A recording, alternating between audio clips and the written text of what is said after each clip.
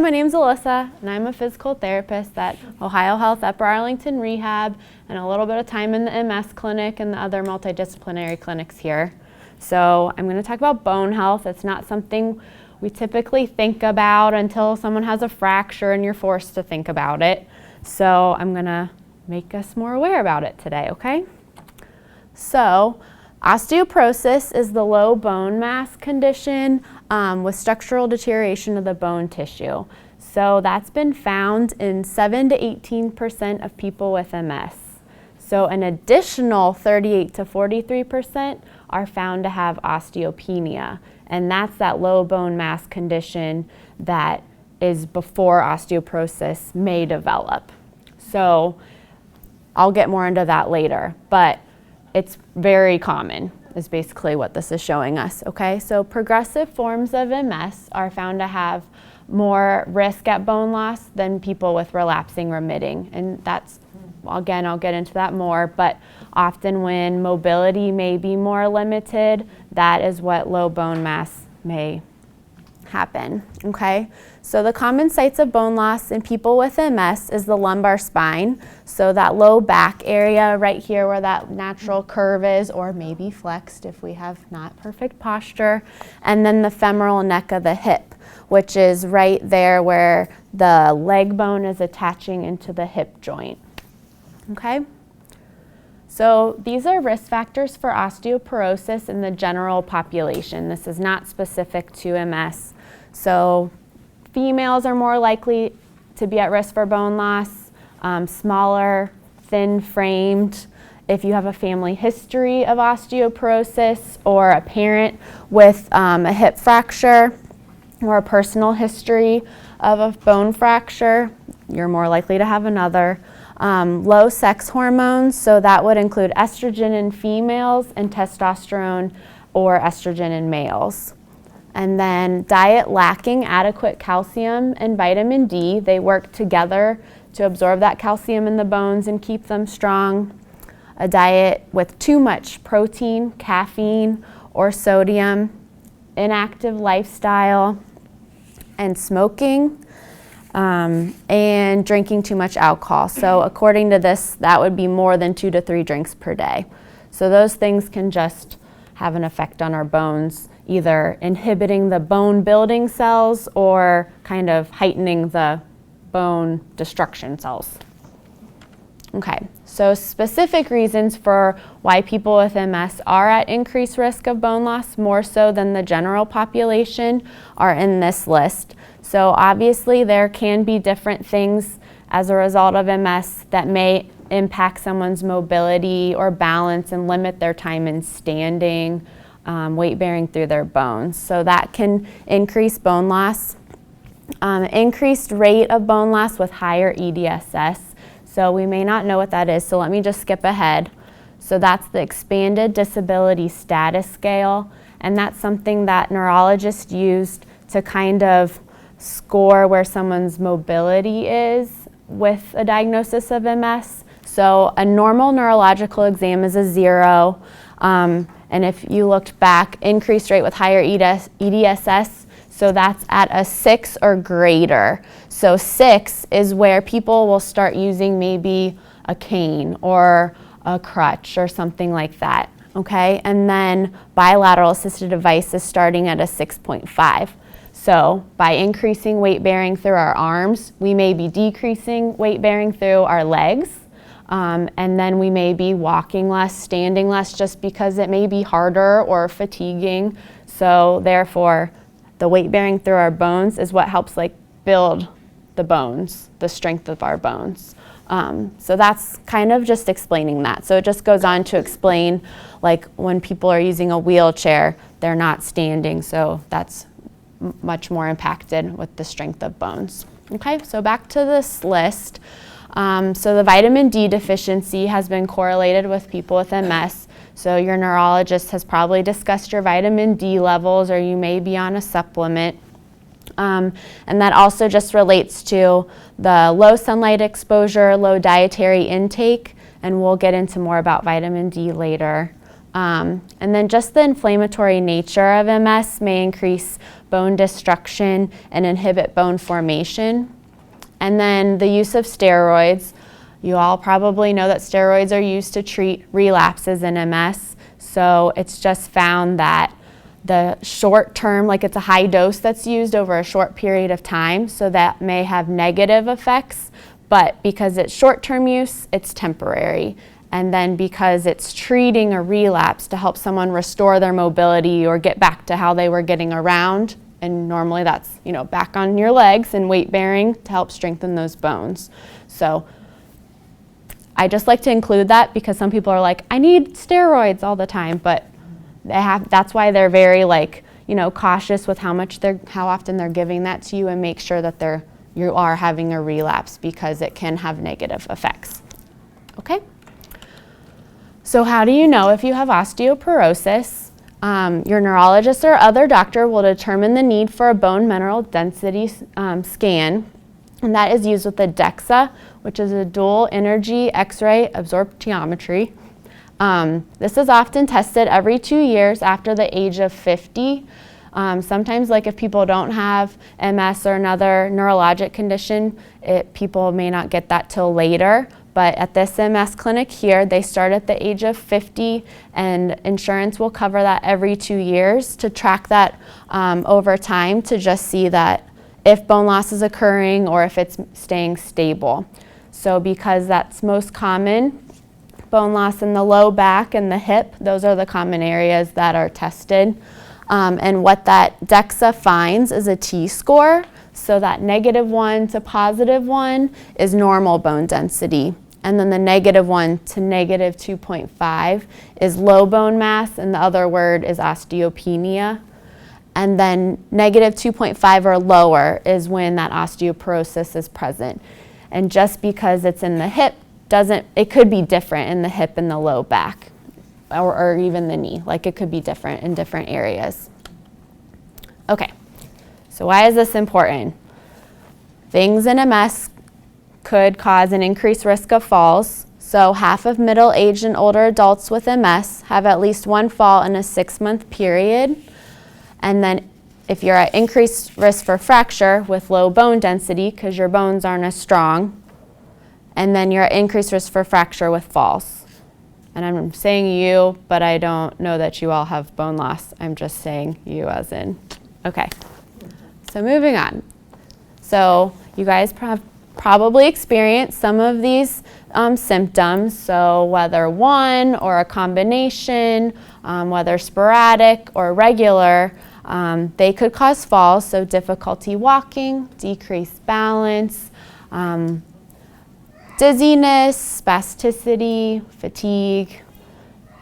So there's a lot of things going on that can come and go and maybe cause falls. So what can you do about your bone health?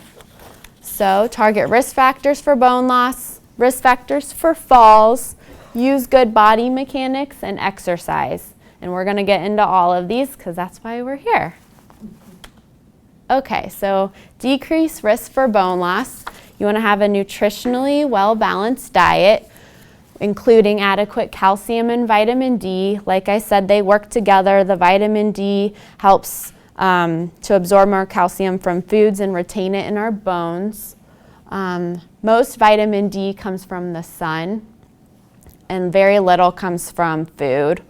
And then some people, or a lot of people, especially with MS, may need a vitamin D supplement. So the doctor helps determine what amount is appropriate for you and what your vitamin D levels are. And then avoid smoking, because the nicotine and free radicals from smoking can kill bone building cells. And then alcohol can decrease calcium absorption. So they're kind of working against each other, even if you're getting adequate calcium. And then caffeine takes calcium from the bones. So they recommend less than 300 milligrams a day. And a 16-ounce cup of coffee could typically have around 320. So you're already around that limit with 1 cup. And then 1 can of caffeinated soda is 80 milligrams. Any questions so far? Or we can just soak it up and then ask at the end. Okay. So calcium, people typically think of dairy products, like I think of milk and cheese and yogurt. So I put some other ones that maybe we don't always think about. So 1 cup of yogurt is around 314 milligrams. The recommended calcium intake is 1,000 to 1,300. So just 1 cup of yogurt is 314. And then the other ones that I thought were interesting, so the broccoli is 103 milligrams, and that's just for 1 stalk. And then a 1/3 cup of almonds is 126 milligrams. And then the canned salmon was 196, so that was a lot more than I would think. And then the 1/2 cup of cottage cheese was only 75. I think I would think that would be more. I don't know. What about the spinach? The spinach was 277 for 1 cup, so I thought that was a good one. Yeah. 1 cup of raw? Yeah, 1 cup of raw spinach. Salad. Yeah. There you go.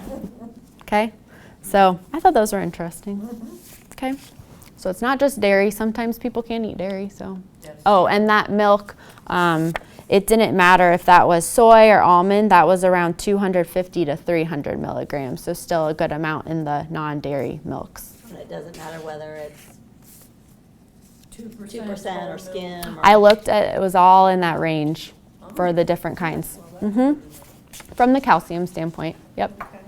Okay, so vitamin D, like I said, most of that comes from the sun, and a lot of people have low vitamin D with MS, or at least to the levels that the neurologist would like. So they check the vitamin D levels, recommend the supplement, but from a food standpoint, only 10% of adults, and that's in general population, not just MS, ages 51 to 70, and only 2% over 70 meet the daily recommended vitamin D from their food. Like, I think that'd be really hard to do, especially when I tell you how much is needed. But the recommended dietary allowance is 600 to 800 units.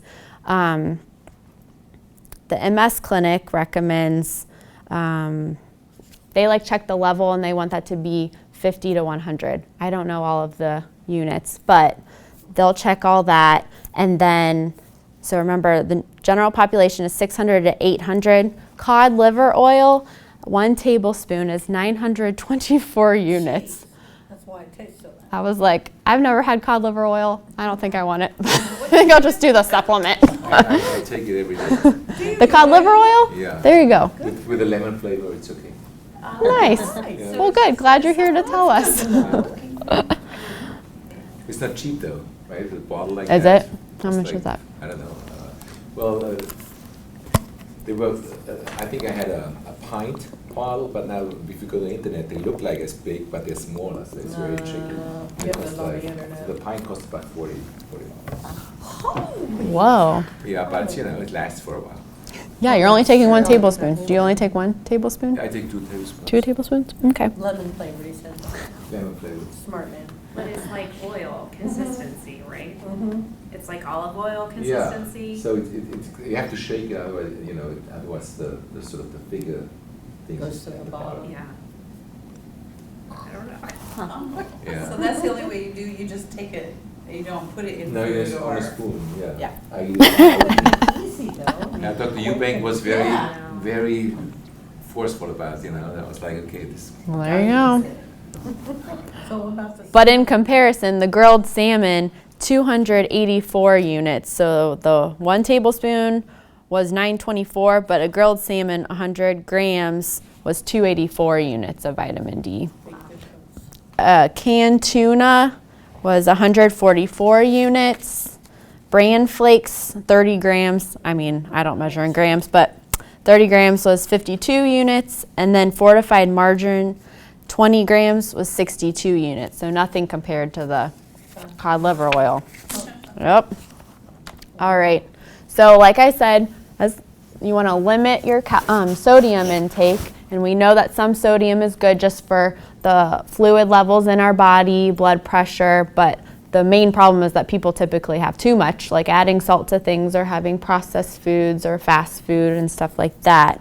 So obviously eating more fresh fruits and vegetables that are naturally low in sodium is recommended, limiting those processed foods, fast food, and if you are getting things that are packaged, comparing the different items and choosing the one with less sodium or reduced sodium options or no salt added.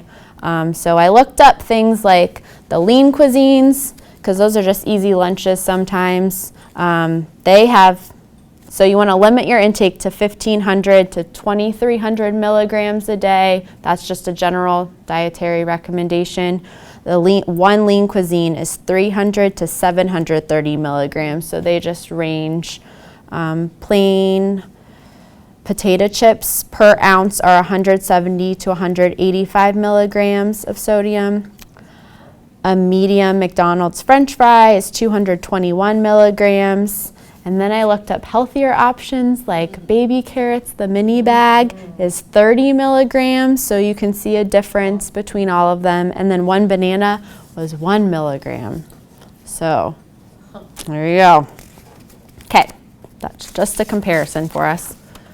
Okay, so going back to those lists of things, we want to make sure we're doing what we can to prevent falls. So if you are having falls or maybe just a loss of balance or a near fall, what maybe caused it? It could be things from that list. So doing what we can from a fatigue standpoint. Are we utilizing energy conservation strategies? Could we be using an assisted device for longer distances to help conserve energy? Are we tripping on the foot and maybe an ankle brace would be necessary? Keeping the areas clear in the home. So sometimes throw rugs are a common problem that if you've had a home health therapist, that's the first thing that they say. So things like that, the things that we can address, what can we do to prevent those falls? So if we are at risk for bone loss, even if we don't have bone loss, we still want to prevent falls. So, okay, so then I put a lot more about watching your mechanics. So I think these are important even if our bones are strong, especially posture, as I sit here slouched. Okay, so we're gonna do a demo. So I'll explain this slide first maybe. Okay, so the gravitational force, don't ask me what the unit is, but lying down is the lowest at 25 gravitational force. But then as you are lying on your side, it increases to 75. Standing with good posture is 100. And then if you think about this, obviously people aren't always standing like this. Sometimes they are if they're over assisted device, but more flex postures automatically increase to 150 and then 220. I think that's when there's like when you're holding some type of weight, like if you're picking something up with poor mechanics. Sitting with good posture is around 140, slouch posture 185, really slouch posture with weight. So if you're thinking about exercising in a sitting position, you want to make sure you have good posture because that's automatically 275. So that's just really hard on our bones and our spine. So going back to here, this doesn't have to be you at a work desk or anything, but you can look at their position in sitting in a chair. So being like our spine likes neutral, so being more upright, shoulders back instead of forward flexes those small bones in our spine, causing compressive forces, and then being there for a period of time can be really hard on them. Even keeping the knees bent at like 90 and not being all sprawled out or flexed back. So upright and neutral is what's recommended. Okay, so remember that brings us to about 140 and that just increases dramatically. Okay, any questions about that while we have the pictures up? So even like on a couch or a lazy boy, like I think that being here, like having maybe a pillow back here to bring you more upright and getting that natural curve in your back is better than being here. I'm not saying sit on some firm chair that's uncomfortable. Let's meet somewhere in the middle and maybe just at least bring your spine in a better position on that comfortable seat that we like to sit in and watch TV. Okay? So lifting, we kind of talked about this in that picture where they're bent over with the weight at 220. So you want to keep the weight or whatever you're lifting, even if it's something small, close to your body. the weight if it's something heavy close to your body. If you are picking up something small or heavy, you want to use more maybe like squatting mechanics or a lunge mechanics. They kind of have a half kneel position in the first picture instead of being bent over and flexing the spine like we talked about back in that picture. So keeping more of a squatting position. They don't really have the forces with the squat, but staying more upright in the spine and neutral. Okay, so this I recommend more when I know that someone has a low bone mass condition. So the log roll keeps the shoulders in line with the hips, keeps the spine in a neutral position. So it's more of going into a side lying position, like picture 2 to 3, and then rolling onto your back instead of doing that reverse sit-up position that most of us do to get in and out of bed, especially if someone's struggling. That can be a lot of strain on the back, and then we're holding our breath, and so there's a lot going on there, but this one can help.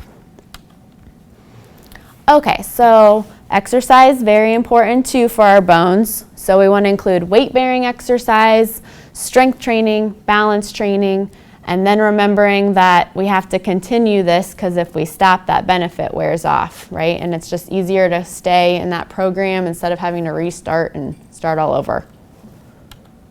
Okay, so weight-bearing exercise is anything our body has to work against gravity. So typically that's in standing positions, such as walking, jogging, stair climbing, an elliptical even because you're weight-bearing through the pedals. So less weight bearing would be like a recumbent bike because we're just sitting and our legs are moving. We're not in that upright position, so our bones aren't working against gravity.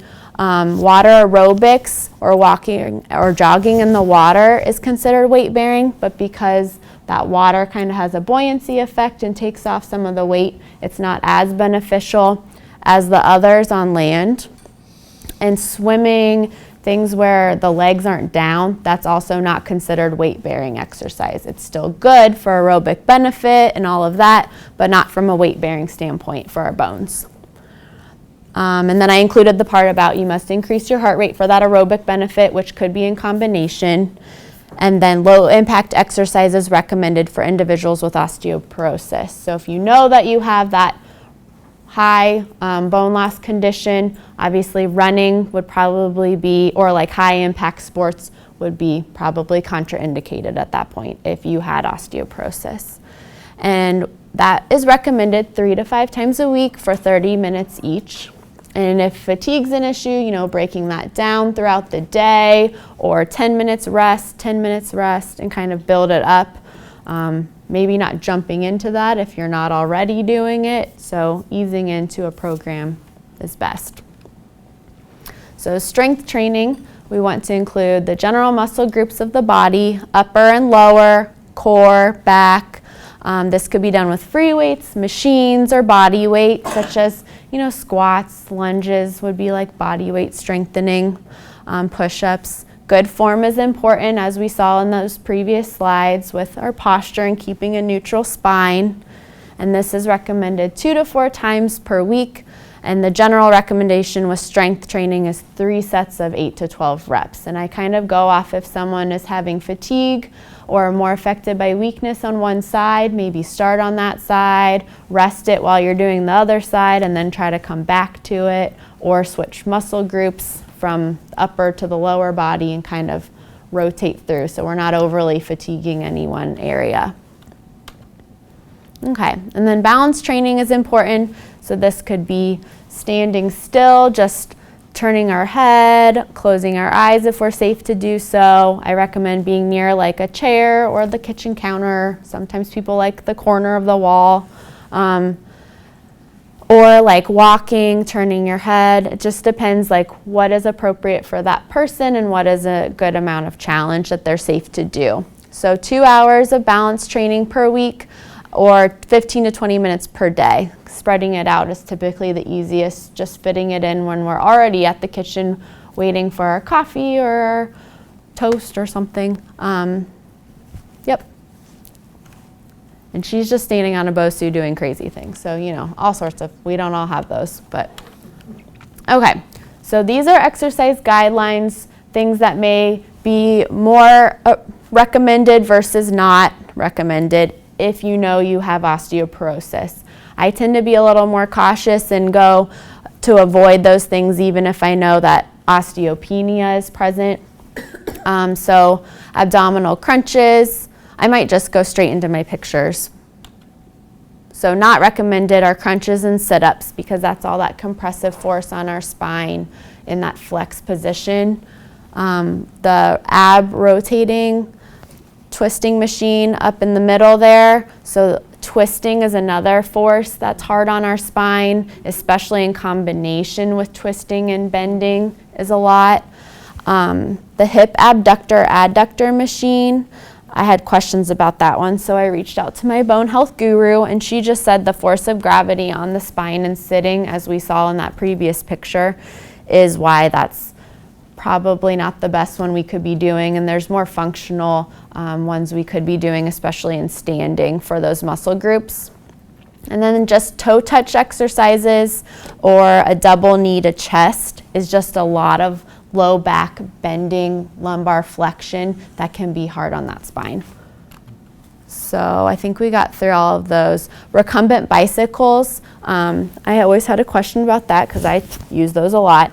It's just could be a lot of lumbar flexion. So if people are in a slouched position on it and then moving the legs, that's really bending the low back. But if we position better, maybe use a lumbar roll or a hand towel, roll it up, get our spine in a better position, then it's not necessarily a bad thing to do. But watching your form with these things can be really important. I think we got through those, and then I'll get into the ones that we recommend.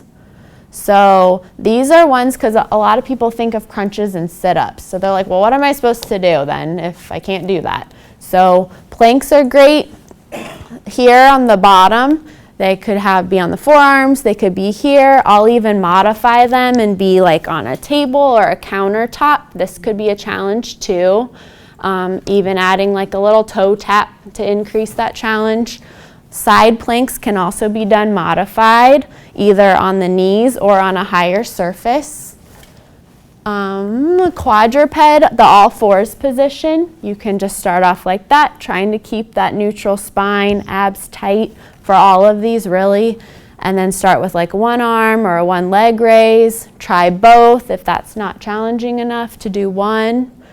And then even like a Superman, like that top middle picture, can really work the back extensors, and that's not going into a flex position and it's not too much extension. So that could be pretty good too to get all those muscle groups on the back side activated. So then recommended leg strengthening. So that hip abductor machine that I said probably isn't the best with osteoporosis. This one with him laying on his side, lifting his leg, or like how she is doing behind, she could be using the band out to the side to work those same muscle groups. But we're maintaining a more neutral spine doing these exercises. So then you could basically be doing side lying, laying on your back, moving the leg straight up, and that can get the different sides of the hip and the glutes to work those. A wall squat, like having your back on the wall and going down, just helps you keep that form, but you can do a normal squat too by keeping your back straight and just letting the knees come forward. So, but that gives you a little bit of a cue. Okay, well that's what I got for you.